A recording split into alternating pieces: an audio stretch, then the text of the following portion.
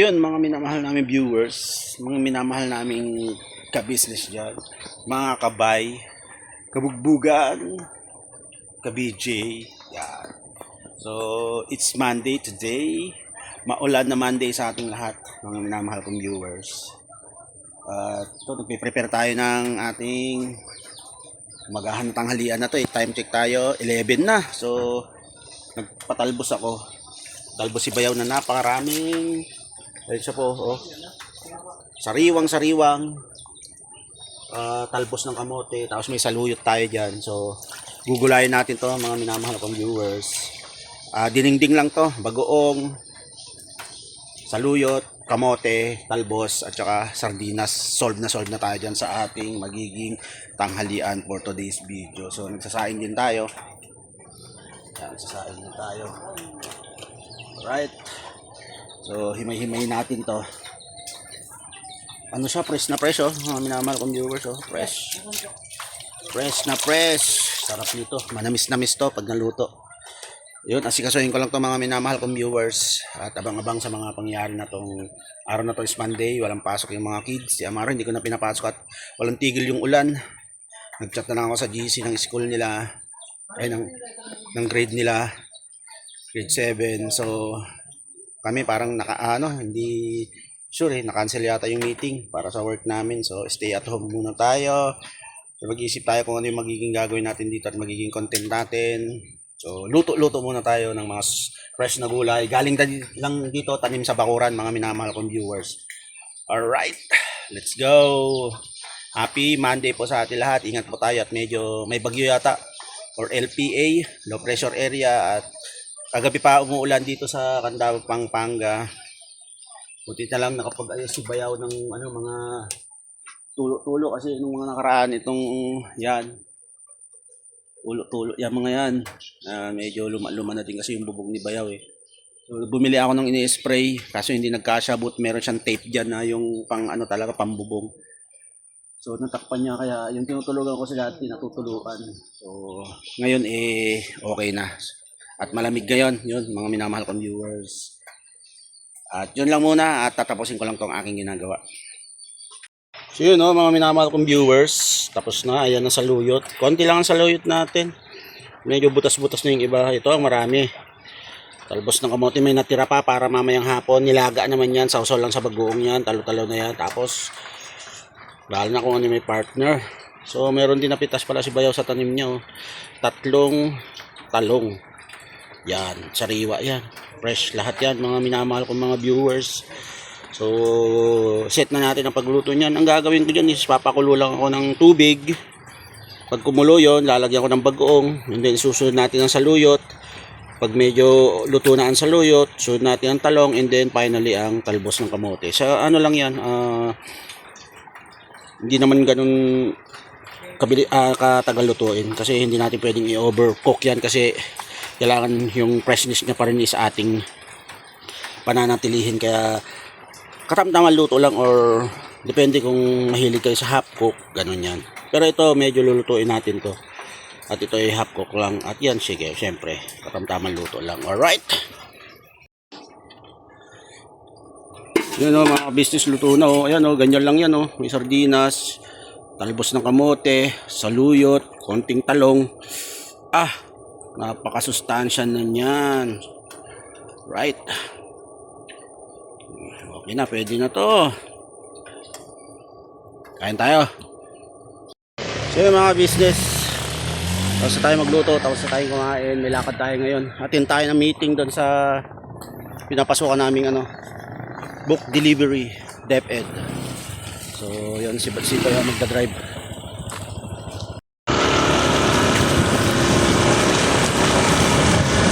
Driver ngayon.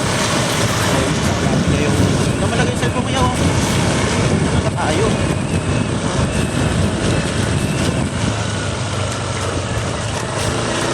Kaya ko yung sa ano yan, medyo hinihinisa.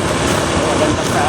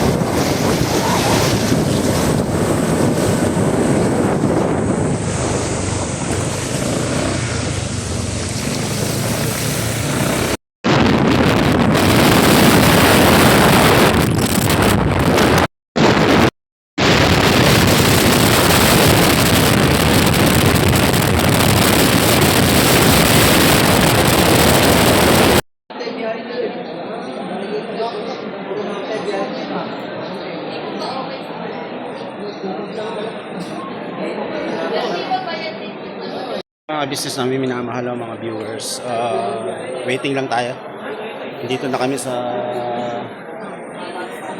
overcourt na sinabi para sa meeting sa aming mga biyahe sa DepEd. So, dyan na yung mga driver, painante. Tsaka nandun na din yung aming company. Alright. Buong Pilipinas possible na mapuntahan po dito. Okay, si Ma'am Jessica naman, dito siya sa kilid.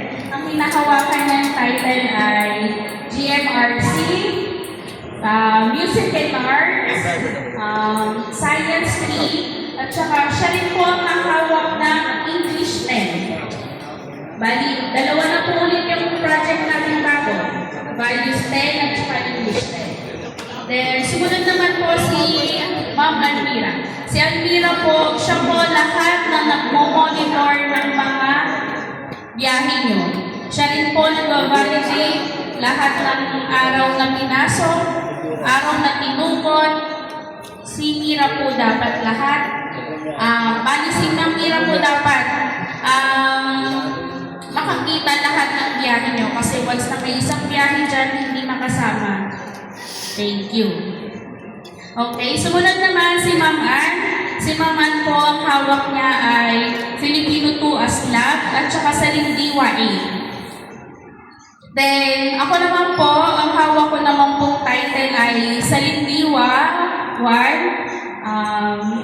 Math 5, at saka English 8. May mga chinat po ako dito kanina. Naghahanap po ako ng proof of delivery. Pakisend na po sa akin.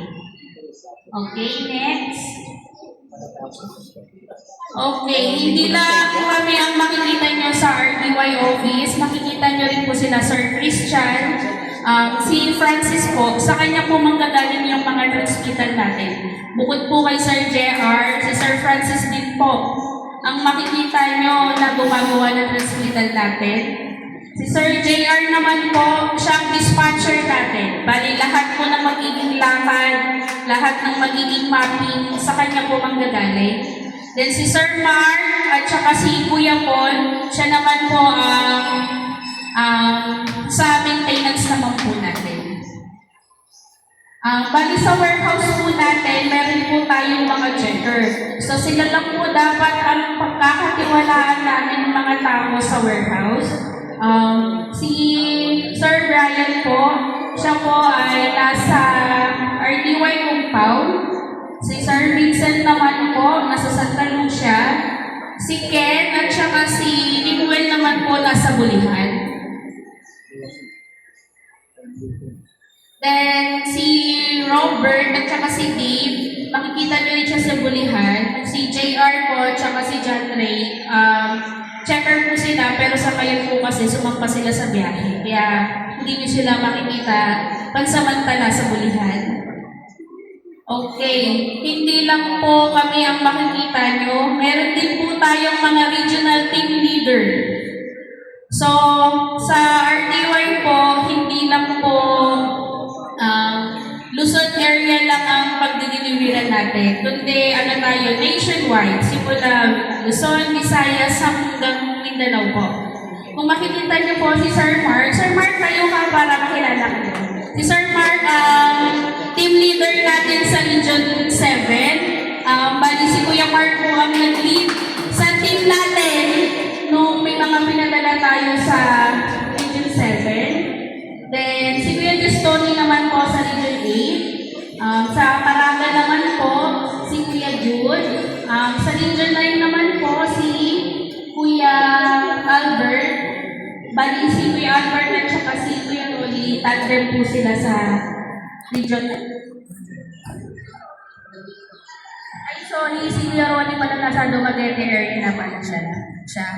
Then, si Ate Tina naman po sa Region 10. Then, si Ate Daisy po, bali, siya po ang mag-handle ng Region 11 and 12. Then, si Kuya Erwin naman po, siya na po ngayon nakahawak ng Luzon area po. Okay?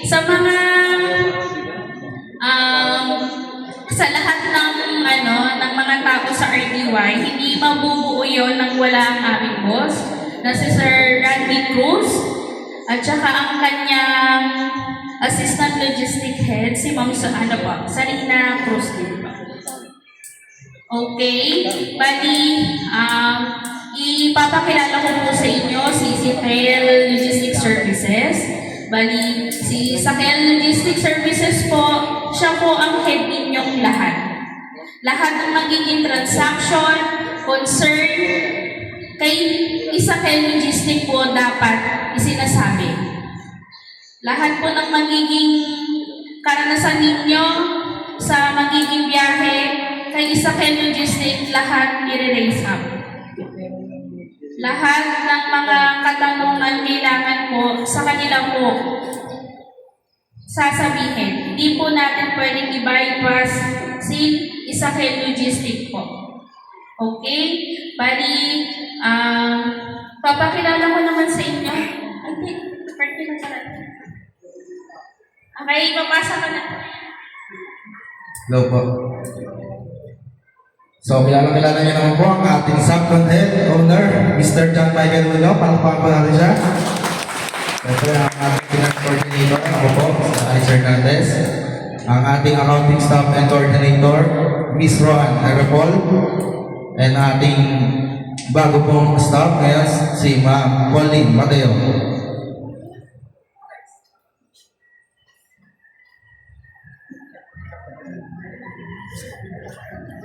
So ito alam po natin lahat, no, nasa DepEd po tayo lahat. Ngayon, kailangan po natin ng proper attire. Ang pagsunod at pagkakaroon ito ay nasa makakatulong upang maging mas professional at magkakapareho ang ating presentasyon bilang kumpanya. Nakaraan po, isa din po itong dinig po sa atin yung mga kasuotan po natin. Meron po tayong nakasanto pa, nakashort. Sana maiwasan na po natin yan. Pinagbabawal po natin. Iyan. And next po is documentation.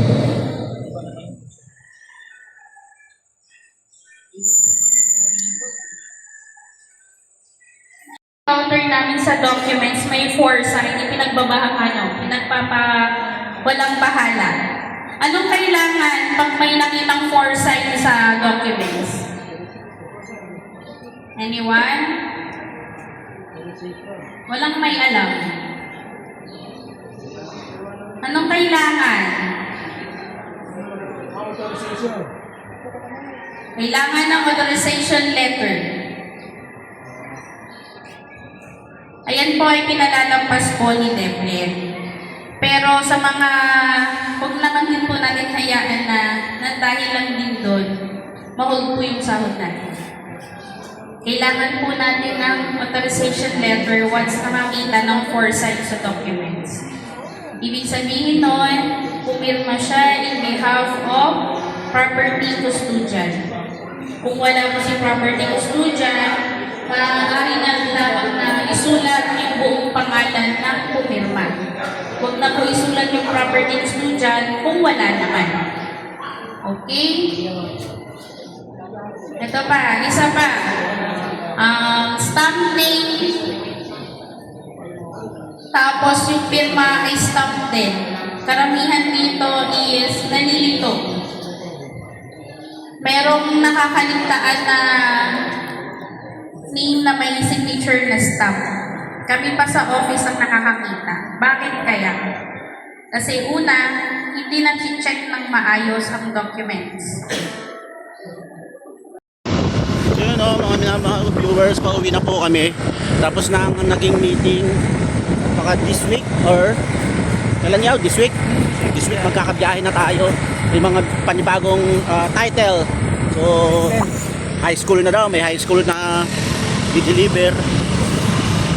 So, tapos may mga nabago rin sa ano, no? Kapirmahan ng mga pirmahan at yung mga nagkukulang na libro, nagkukulang ng ano, karga. So, kaya pag-usapan natin yan mga minamahal kong viewers, mga minamahal natin na business. Doon na sa bahay at babiyahe lang kami ni Bayaw. Alright, let's go!